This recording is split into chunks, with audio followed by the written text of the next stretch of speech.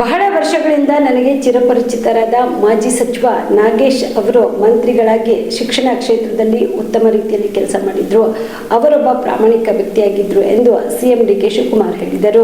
ಮಾಜಿ ಸಚಿವ ಬಿಸಿ ನಾಗೇಶ್ ಅವರ ಪಾರ್ಥಿವ ಶರೀರದ ಅಂತಿಮ ದರ್ಶನ ಪಡೆದ ಸಿಎಂ ಡಿಕೆ ಶಿವಕುಮಾರ್ ಅವರು ಬಳಿಕ ಮಾಧ್ಯಮಕ್ಕೆ ಪ್ರತಿಕ್ರಿಯೆ ನೀಡಿದರು. ಶಿಕ್ಷಣ ಕ್ಷೇತ್ರದಲ್ಲಿ ಶಿಸ್ತು ತರಲು ನಾಗೇಶ್ ಬಹಳ ಪ್ರಯತ್ನಿಸಿದ್ರು. ನೊಣವಿನಕಟ್ಟೆ ಕೆರೆಗೆ ಭೇಟಿ ನೀಡಿದಾಗಲೆಲ್ಲ ನೊಣವಿನಕೆರೆಗೆ ಮಠದ ಎಲ್ಲಾ ಕಾರ್ಯಕ್ರಮಗಳಲ್ಲಿ ನನ್ನೊಂದಿಗೆ ಪಾಲ್ಗೊಳ್ಳುತ್ತಿದ್ದರು. ಎಲ್ಲಾ ಸಂದರ್ಭದಲ್ಲಿಯೂ ಸಹಕಾರಿಯಾಗಿದ್ರು ಎಂದು ಸ್ಮರಿಸಿದರು. ನಾಗೇಶ್ ಅವರ ಕುಟುಂಬದವರು ಧೈರ್ಯ ಕಳೆದುಕೊಳ್ಳಬಾರದು. ಬದುಕು ಮತ್ತು ಸಾವು ಯಾರ ಕೈಯಲ್ಲೂ ಇಲ್ಲ.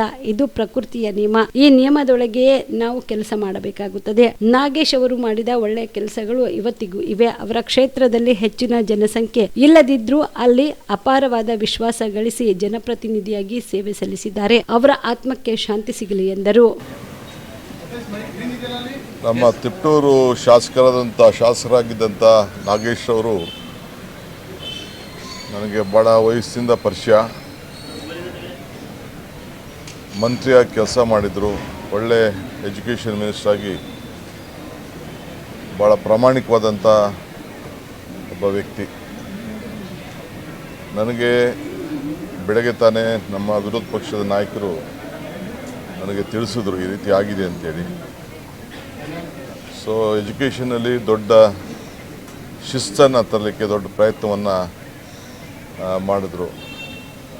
ವಿಶೇಷವಾಗಿ ನಾನು ಯಾವಾಗ ನೊಣಂಕೆರೆಗೆ ಹೋಗ್ತಿದ್ದೆ, ಆ ನೊಣಂಕೆರೆ ಮಠದ ಎಲ್ಲ ಕಾರ್ಯಕ್ರಮದಲ್ಲೂ ಕೂಡ ನನ್ನ ಜೊತೆ ಪಾಲ್ಗೊಂಡು ನಮಗೆ ಎಲ್ಲ ಸಂದರ್ಭದಲ್ಲೂ ಕೂಡ ಸಹಕಾರಿಯಾಗಿದ್ದರು.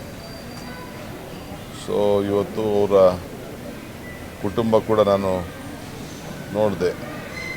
ಯಾರು ಧೈರ್ಯ ಕಳ್ಕೊಳ್ಬಾರ್ದು. ಬದುಕು ಸಾವು ಯಾರ ಕೈಲೂ ಇಲ್ಲ, ಪ್ರಕೃತಿಯ ನಿಯಮ. ಸೊ ಆ ನಿಯಮದಲ್ಲಿ ನಾವೆಲ್ಲ ಕೆಲಸ ಮಾಡಬೇಕಾಗ್ತದೆ.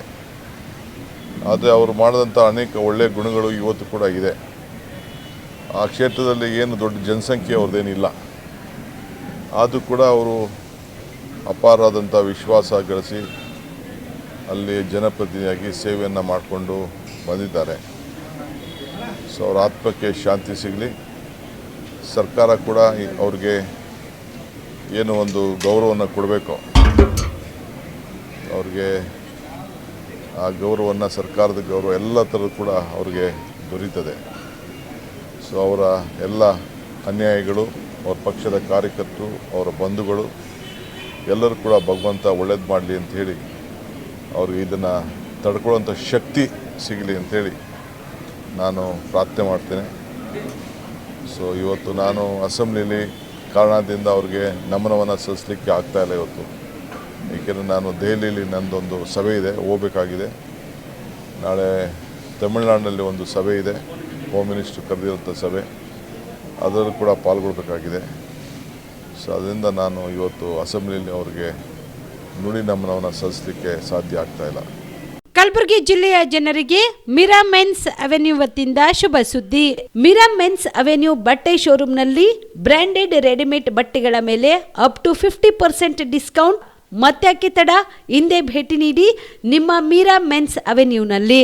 ನಿಮ್ಮ ಮನೆಯಲ್ಲಿ ಮದುವೆ ಇದೆಯಾ, ಮದುಮಗ ಸೇರಿದಂತೆ ಸಂಬಂಧಿಕರಿಗೆ ಸ್ನೇಹಿತರಿಗೆ ಬಟ್ಟೆ ಖರೀದಿ ಮಾಡೋದಿದೆಯಾ? 10 ಅಂಗಡಿಗೆ ಹೋಗಿ ಬಟ್ಟೆ ಹುಡುಕುವ ಬದಲು ಎಲ್ಲಾ ರೀತಿಯ ಹಬ್ಬಗಳ, ಮದುವೆ, ಶುಭ ಸಮಾರಂಭ ಸೇರಿದಂತೆ ಎಲ್ಲಾ ರೀತಿಯ ಬಟ್ಟೆಗಳು ಇದೀಗ ಒಂದೇ ಸೂರಿನಡಿಯಲ್ಲಿ ಕಲ್ಪಿಸಿದ್ದಾರೆ. ಹಾಗಾದ್ರೆ ಚಿಂತೆ ಬಿಡಿ. ನಿಮ್ಮ ಕಲಬುರಗಿಯಲ್ಲಿ ಮಿರಾ ಮೆನ್ಸ್ ಅವೆನ್ಯೂ ಪುರುಷರ ಬಟ್ಟೆಗಳಿರುವ ಬೃಹತ್ ಶೋರೂಮ್ ಪ್ರಾರಂಭಿಸಿದ್ದಾರೆ. ಇಲ್ಲಿ Manyavar, Blackberry, Jack and Jones, Rare Rabbit, Spykar, Indian Terrain, Arrow, Mufti, US Polo ಸೇರಿದಂತೆ ಎಲ್ಲಾ ರೀತಿಯ ಬ್ರಾಂಡೆಡ್ ಬಟ್ಟೆಗಳು ಇಲ್ಲಿ ಲಭ್ಯ.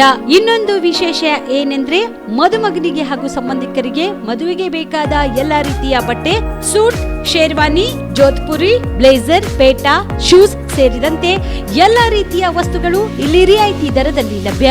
ಮತ್ತ್ಯಾಕೆ ತಡ, ಹಿಂದೆ ಭೇಟಿ ನೀಡಿ. ಕಲ್ಯಾಣ ಕರ್ನಾಟಕದ ಬೃಹತ್ ಬಟ್ಟೆ showroom Mira men's avenue, Lahoti petrol bunk ಮುಂಭಾಗ, ತಿಮ್ಮಾಪುರಿಗೆ ಹೋಗುವ ರಸ್ತೆ, ಕಲಬುರಗಿ. ಹೆಚ್ಚಿನ ಮಾಹಿತಿಗಾಗಿ ಸಂಪರ್ಕಿಸಿ 9916745499.